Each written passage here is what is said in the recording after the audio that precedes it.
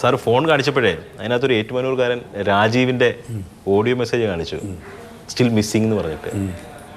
അങ്ങനെ മിസ്സിംഗ് ഉണ്ടോ? അതെ, അത് ആ രാജീവ് എന്ന് പറയുന്ന ഒരാൾ മാത്രമാണത്. അതായത് എൻ്റെ ഒരു ദിവസം എന്നെ എന്താ പറയണ്ടേ ഉന്മിഷിതനാക്കുന്നത് ഈ നിശബ്ദരായിട്ടുള്ള എൻ്റെ ഇഷ്ടക്കാരാണ്. ഒരുപാട് രാജീവന്മാരാണ് എൻ്റെ ശക്തി. രാജീവ്മാർ പോലുള്ള ആൾക്കാരുടെ ഒരു പ്രചോദനമായിരുന്നു ഈ കേരളത്തിൽ നിന്ന് പടം ഒഴിവാക്കിയപ്പോൾ അവർ പ്രതികരിക്കാനുള്ളൊരു. അത് എല്ലാവരും എൻ്റെ യൂട്യൂബ് നിങ്ങൾ നോക്കൂ, ഞാൻ ഒരു 3-4 എപ്പിസോഡ്സ് ഇടേണ്ടി വന്നു.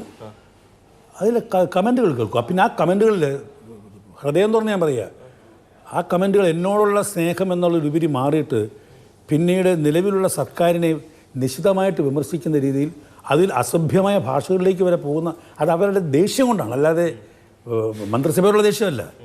ബാലചന്ദ്രമേനോൻ എന്ന് പറയുന്ന അവരുടെ കലാകാരനോട് കാണിച്ച അനീതിയോടുള്ള അമർഷം അതെവിടെയും കാണിക്കണ്ടേ, അതുകൊണ്ട് നിർത്തിയത്. അതിങ്ങനെ ഇത്രയും ഉണ്ട് അവരുടെ മനസ്സിൽ ആ നീരസം തോന്നിയപ്പോഴാണ് എന്തുമാത്രമാണ് അവർ എന്നെ സ്നേഹിക്കുന്നത് ഞാൻ മനസ്സിലാക്കിയത്. സാധാരണഗതിയിൽ മൂക്കിൽ പഞ്ഞു വെച്ച് കിടത്തുമ്പോഴാണ് മഹത്വം പറയുന്നത്. ഞാൻ ജീവിച്ചിരുന്നപ്പോൾ തന്നെ ഇഷ്ടം പോലെ കേട്ടു, കേൾക്കാൻ പറ്റുന്നു. ഇപ്പോൾ നിങ്ങളെന്നും കേൾക്കുന്നു. ഹാപ്പി. അപ്പോൾ സർക്കാരും ഇങ്ങനെ ഒഴിവാക്കി നിർത്തിയതിലൊന്നും ഒരു സർക്കാർ അവരെല്ലാം നിങ്ങൾ കമൻറ്റുകൾ വായിച്ചു നോക്കും, ഞാനല്ല പറയുന്നത്. അതിലെ രാഷ്ട്രീയമായ ഇടപെടലുകൾ അത് ഉദാഹരണ സഹിതം ഞാൻ പറഞ്ഞിട്ടുണ്ട്. അതൊന്നും മാറ്റാൻ പറ്റില്ല. മഹാത്മാഗാന്ധി വിവേകാനന്ദൻ വിചാരിച്ച് നന്നാകുന്ന നാടാണോ ബാലേന്ദ്രൻ നന്നാക്കാൻ തോന്നുന്നത്? ഒരിക്കലും പറ്റില്ല. അതിങ്ങനെ ഒരു രാഷ്ട്രീയത്തിൻ്റെ, മതത്തിൻ്റെ, സമുദായത്തിൻ്റെ ഒക്കെ സ്വാധീനം എല്ലാ മണ്ഡലങ്ങളിലും ഉണ്ട്. ഇല്ലെന്ന് പറയാൻ ആരും വേണമെങ്കിൽ മതേതരത്വം ഇടയ്ക്കിടയ്ക്ക് പറയാൻ കൊള്ളാം, ഒരു മന്ത്രം മാതിരി. അതിനുള്ളിൽ നിന്നുകൊണ്ടും എന്നാലും ബാലേന്ദ്രനെ എനിക്ക് ഇഷ്ടമാണെന്ന് പറയുന്ന ഒരു കൂട്ടത്തെ ഞാൻ ഉണ്ടാക്കിയെടുത്തു എൻ്റെ സിനിമകളിലൂടെ. അവരാണ് എൻ്റെ ശക്തി. ശുദ്ധമായ ഒരു വാക്യമുണ്ട്, അതാണ് എന്നെ നയിക്കുന്നത്. അവനവന് ആത്മസുഖത്തിന് ആചരിക്കുന്നത് അവരൻ്റെ സുഖത്തിനായവരാണ്. ഞാൻ എൻ്റെ മുഖം കൊള്ളാമെന്ന് മാത്രം കരുതരുത്, നിങ്ങൾ പറയണം കൊള്ളാമെന്ന്. അത് ഞാൻ നിർബന്ധ ബുദ്ധിയോടുകൂടി റേഷനിങ് ഉള്ള ആളാണ് മനസ്സിലാകുന്നത്.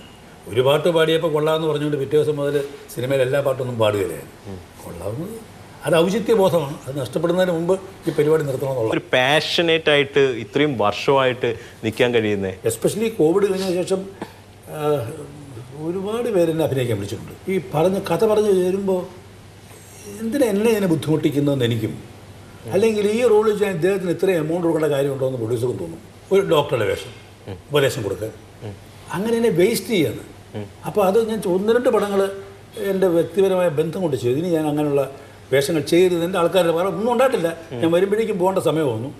അവർ ന്യായമായി ചെയ്യുന്ന ചോദിക്കുന്ന കാശ് തരുന്നുള്ളൂ, അത് വേറെ കാര്യം, അതല്ലല്ലോ കാര്യം. അപ്പോൾ അതുകൊണ്ട് ഞാൻ ആ അക്കൗണ്ട് ക്ലോസ് ചെയ്തു. അഭിനയത്തിൻ്റെ കാര്യത്തിൽ ഞാൻ തുറന്നിട്ടിരിക്കുകയാണ്. എന്നെ ആർക്കും വേണേൽ പരീക്ഷിക്കാം. സംവിധാനം ചെയ്ത സിനിമകൾ, മലയാള സിനിമകളിൽ അഭിനയിക്കാത്ത ഏക സിനിമ എനിക്ക് നയം വ്യക്തമാക്കുന്നുണ്ട്, മമ്മൂട്ടിയുടെ സിനിമ. അതെന്തുകൊണ്ടാണ്? എനിക്കൊരു വിതരണ കമ്പനി ഉണ്ടായിരുന്നു, സേഫ് റിലീസ്.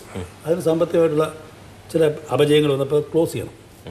ഞാൻ ക്ലോസ് ചെയ്യേണ്ട ആവശ്യം വന്നപ്പോൾ എനിക്കൊരു മമ്മൂട്ടി ഫിലിം വേണം. അദ്ദേഹത്തിൻ്റെ ഒരു പടം ക്യാൻസലായി. അപ്പോഴാണ് എന്നെ വിളിക്കുന്നത് പടം ചെയ്യാമോ. മമ്മൂട്ടിയുടെ വാക്കുകളാണ് ഞാൻ പറഞ്ഞത്.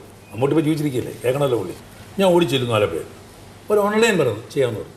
എന്നിട്ട് പുള്ളി പറഞ്ഞു, മേനോൻ, ഇന്നത്തെ ചുറ്റുപാടിൽ ഈ ചുരുങ്ങിയൊരു സമയം കൊണ്ട് എന്നെ വെച്ച് ഒരു സിനിമ ഉടനെ ആലോചിച്ച് സംഘടിച്ച് സംവിധാനം ചെയ്യാൻ ഇന്ന് നിങ്ങൾക്ക് മാത്രമേ പറ്റുള്ളൂ.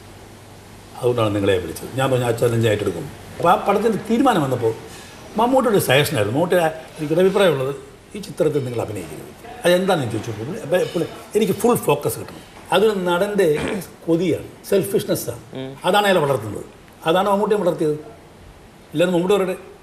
അപ്പോൾ എനിക്കറിയാം. അപ്പോൾ എനിക്ക് പിന്നെ ഞാൻ പറഞ്ഞു, മമ്മൂട്ടി നിങ്ങൾ അഭിനയിക്കുന്നെങ്കിൽ പിന്നെ ഞാൻ അഭിനയിക്കേണ്ട കാര്യമൊന്നും എനിക്ക് ഇപ്പോൾ നടക്കുക എന്നുള്ളതല്ലാതെ അത് കയറി അഭിനയിക്കേണ്ട ആവശ്യം എന്താ? അങ്ങനെയാണ് അഭിനയിക്കുന്നത്. ഷൂട്ടിംഗ് തീർന്ന് പോകാൻ നേരത്തെ അങ്ങോട്ട് കയറി തോന്നി ഇനി ഒരു കാര്യം നിങ്ങൾ ചെയ്യാം, ഞാൻ ഈ പടത്തിൽ അഭിനയിച്ചിട്ടേ ഇല്ല. അത് പറഞ്ഞു മമ്മൂട്ടി. ഞാൻ ഈ ചിത്രത്തിൽ അഭിനയിച്ചിട്ടേ ഇല്ല. ഞാൻ ബാലേന്ദ്രനെ എന്നെ അനുകരിച്ചിട്ടുള്ളൂ. ആ പുള്ളി എടുത്ത് പറഞ്ഞാണ്. പല പല മാനറിസങ്ങളും. അതെ സാർ. അപ്പം ഞാനിപ്പം വെറുതെ പറയല്ലോ, മമ്മൂട്ടി ജീവിച്ചിരിക്കുമ്പോഴാണ് ഞാൻ പറയുന്നത്, അറിയണ്ടേ. ബാലചന്ദ്ര മേനോൻ എന്ന് പറയുന്ന വ്യക്തി തുടക്കം മുതൽ സ്വയം ഒരു മോട്ടിവേഷനായി മാറുകയായിരുന്നു അല്ലേ? ഞാൻ 47 വർഷമാകുന്നു സിനിമ വന്നിട്ട്, ഓൾമോസ്റ്റ്. അപ്പം ഞാൻ 2024 ഞാനൊരു പദ്ധതി മനസ്സുകൊണ്ട് തീരുമാനിച്ച ദിവസമാണ് നിങ്ങളെന്നെ കാണുന്നത്. അതിന് ഞാൻ ക്ലാപ്പ് ടു ക്ലാപ്സ് എന്നാണ് പേരിട്ടുള്ളത്. ക്ലാപ്പ് എന്ന് പറയുന്നത് നമ്മുടെ clap. If you start the clap properly you will get claps. ഒരു training course for film aspiring students ഞാൻ ആരംഭിക്കുകയാണ്. ഈ വർഷം ഉണ്ടാവും. അതാണ് ഇനി മലയാള സിനിമയ്ക്ക് നൽകാൻ എന്നെ കൊണ്ട് എന്നിലൂടെ ടീച്ചർ ഇൻസ്റ്റിറ്റ്യൂട്ട് ഉണ്ട്. അതിനെ ഞാൻ ഒന്ന് ലിബറേറ്റ് ചെയ്തു. ഞാൻ പഠിച്ച എക്സ്പീരിയൻസ് അവരോടൊന്ന് ഷെയർ ചെയ്യട്ടെ. ഈ ഇൻസ്പിറേഷൻ എവിടെ നിന്നാണ് കിട്ടുന്നത് ഇത്രയും ഒരു എനർജി? പണ്ട് EMSനോട് ചോദിച്ചില്ല എപ്പോഴും ബിക്കുണ്ടോന്ന്. അദ്ദേഹം എന്ത് പറഞ്ഞു? എപ്പോഴും ഒന്നുമില്ല, സംസാരിക്കുമ്പോഴേ ബിക്കുള്ളൂ. അപ്പോൾ എനിക്ക് ക്യാമറ വന്നിരിക്കുമ്പോഴേ എനർജിയോടും കരുതിയാൽ മതി. ഇപ്പോഴത്തെ ഈ മലയാള സിനിമയെ വിലയിരുത്തുന്നത്, ഈ സിനിമകൾ കാണാറുണ്ടോ? എന്നോട് ചോദിച്ചാൽ ഇപ്പോഴത്തെ തലമുറ വളരെ ഭാഗ്യം ചെയ്തു വരാം. They can experiment anything. എന്തൊരു ഒബ്സർവേഷനിൽ ആക്ടിങ് എന്ന് പറയുന്ന കോൺസെപ്റ്റ് തന്നെ ഭയങ്കരമായിട്ട് മാറിയിട്ടുണ്ട്. People are so natural and realistic to camera. അത്ഭുതം തോന്നിപ്പോ നമുക്കിപ്പോൾ ഒരു അഭിനയിക്കാൻ ഒരു നടനെ ആവശ്യമില്ലാത്ത മട്ടിലേക്ക് എവരിബഡി ഈസ് ആൻ ആക്ടർ. വളരെ എക്സ്പ്ലോസീവായ തീംസ് എടുക്കാൻ ശ്രമിക്കുന്നുണ്ട്. അവർ ഒരു ഗീതമായ mobile phone they will take a film. ആ ധൈര്യം, ആ നിങ്ങൾ പറഞ്ഞ ആ എനർജി ഈ തലമുറയ്ക്ക് ഉണ്ടെന്നുള്ളതിൽ, ആ എനർജിയോടൊപ്പം മെസ്സേജിക്കാനുള്ള എനർജി എന്തെങ്കിലും ഉണ്ടെന്ന് അറിയുള്ളൂ. അടുത്ത കണ്ട സിനിമകളിൽ ഇഷ്ടപ്പെട്ട അങ്ങനെ ഗ്രേറ്റ് ഇന്ത്യൻ കിച്ചൺ. ഇത് ഈ പടത്തെപ്പറ്റി പറയാൻ കാരണം ഒരു സ്റ്റുഡൻ്റ് ഓഫ് ഫിലിം മേക്കിംഗ് കാണേണ്ടതാണ്. കാരണം അതിനകത്തൊരു ഭയങ്കര സൈക്കോളജി വർക്ക് ചെയ്യുന്നുണ്ട് പുള്ളി. എനിക്കൊന്ന് ഏറ്റവും നല്ലൊരു സ്ത്രീപക്ഷ സിനിമകളൊന്നാണ്.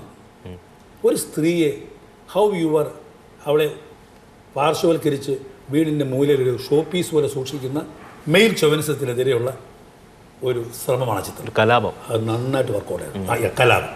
സ്ത്രീ കഥാപാത്രങ്ങൾക്ക് വേണ്ടത്ര പരിഗണന കിട്ടുന്നുണ്ടോ മലയാള സിനിമയിൽ?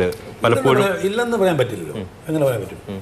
സ്ത്രീ കഥാപാത്രങ്ങൾ വരുമ്പോൾ സ്ത്രീ അല്ലാതെ ഇതിനെ പുരുഷൻ ചെയ്യാൻ പറ്റുമോ? അല്ല, അങ്ങനെ ഫോഴ്സ് ചെയ്തിട്ട് നമ്മളൊരു കഥാപാത്രം ഉണ്ടായാലും പുരുഷ കേന്ദ്രീകൃതമായ കഥകളാണല്ലോ കൂടുതലും. കച്ചവട സിനിമയുടെ ഭാഗം വരുമ്പം അമിതാഭ് ബച്ചനെ കൊണ്ട് പെണ്ണാക്കാം. ആഗോട്ട് തിയേറ്ററിൽ സർവകലാശാല യൂണിയൻ്റെ ഫിലിം ചലച്ചിത്രോത്സവം നടക്കുന്നു. അതിൻ്റെ സമാപന ചടങ്ങിൽ ബാലേന്ദ്ര മേനോൻ എത്തുന്നത് ഒരു കർച്ചീഫ് തലയിൽ കെട്ടുകയാണ്. അങ്ങനെ ഒരു ട്രെൻഡായി മാറിയ ഒരു ബാലേന്ദ്ര മേനോൻ അല്ലേ? ഞാൻ എവിടെ പോയാലും ആൾക്കാർ ഈ രണ്ട് ചോദ്യങ്ങളുണ്ട്. ഒന്ന്, ഇപ്പോൾ തലയെ കെട്ടാറില്ലേ? ഒരു ചോദ്യം. രണ്ട്, എങ്ങനെയാണ് നായികമാരെ കണ്ടുപിടിക്കുന്നത്? ഈ രണ്ട് ചോദ്യങ്ങൾക്ക് ഞാൻ സമീപഭാവിയിൽ തന്നെ ഉത്തരം കണ്ടെത്തി കൊടുക്കും. ബാലേന്ദ്ര മേനോൻ എന്താണ് അധികം വേദികളിലൊന്നും കാണാത്തത്? വളരെ സൂക്ഷിച്ചു പോകേണ്ട ഒരു കാലഘട്ടത്തിൽ നമ്മൾ ജീവിക്കുന്നത്. ഏതാണ് വിഷയമെന്ന് നമുക്ക് അറിഞ്ഞുകൂടാ. പിടിച്ചുകൊണ്ട് പോകുന്നത് ഒന്നിനായിരിക്കും, സംസാരിപ്പിക്കുന്ന വേറൊന്നിനായിരിക്കും, പ്രിന്റ് ചെയ്തിരുന്നത് വേറൊന്നായിരിക്കും. Very very careful. അതാണ് ബാലേന്ദ്ര മേനോൻ അർഹതപ്പെട്ട സ്ഥലത്ത് മാത്രമേ പോകത്തുള്ളൂ, അവിടെ മാത്രമേ ഇരിക്കത്തുള്ളൂ. തീർച്ചയായിട്ടും അത് കൂട്ടത്തിൽ പറയാം. ഇതുകൊണ്ട് തന്നെയാണ് സജീവ രാഷ്ട്രീയമൊക്കെ ഒരുപാട് പ്രേരണകൾ വന്നിട്ട് ഞാൻ മാറി നിൽക്കുന്നത്. കാരണം ഇതിലൊരു സ്വസ്ഥതയുണ്ടാവും. സംഭവാമി യുഗേ യുഗി. തീർച്ചയായിട്ടും സംഭവിക്കുന്ന എല്ലാം നല്ലതിനാണ്. അത് ബാലചന്ദ്ര മേനോൻ്റെ ജീവിതത്തിലായാലും 17 ചുറുചുറുക്കോടെ പുതിയൊരു വഴിയിലേക്ക് നീങ്ങുകയാണ്. ക്ലാപ്പ് ടു ക്ലാപ്പ് എന്നുള്ള പുതിയൊരു സംരംഭവുമായിട്ട്. എന്തായാലും സംഭവിക്കണം, ശ്രമിക്കാൻ പോയാൽ. തീർച്ചയായിട്ടും അതിനുള്ള എല്ലാ ആശംസകളും നേരുന്നു. പുതിയ സിനിമകൾ ഉണ്ടാവട്ടെ, സംവിധാനം ചെയ്യട്ടെ. കഥാതിരക്കഥ, സംഭാഷണം, സംവിധാനം ബാലചന്ദ്ര മേനോൻ ഒരിക്കൽ കൂടി കാണാൻ. ഏതായാലും ഇന്നെൻ്റെ പിറന്നാൾ ദിവസം തന്നെ മാതൃഭൂമി എന്നെ അന്വേഷിച്ചു വന്ന് അതൊരു വിധിയാണ്. അപ്പോൾ എനിക്ക് പറയാൻ സാധിക്കും, എൻ്റെ പ്രിയപ്പെട്ട പ്രേക്ഷകർ പറയാൻ സാധിക്കുന്നത്, ഞാൻ ഒരു നല്ല ശ്രമത്തിലാണ്. ആ ശ്രമത്തിൻ്റെ ഫലം പൂർണ്ണതയിൽ വരുന്നതിന് മുമ്പ് ഞാൻ അറിയിക്കാം. ഞാൻ ഒരിക്കലും പിന്നാക്കം പോയിട്ടില്ല. എന്നും ഞാൻ നിങ്ങളോടൊപ്പം ഉണ്ടാവും. നിങ്ങൾ ആഗ്രഹിക്കുന്ന സിനിമകളായിട്ട്. ഓക്കെ, നമസ്കാരം.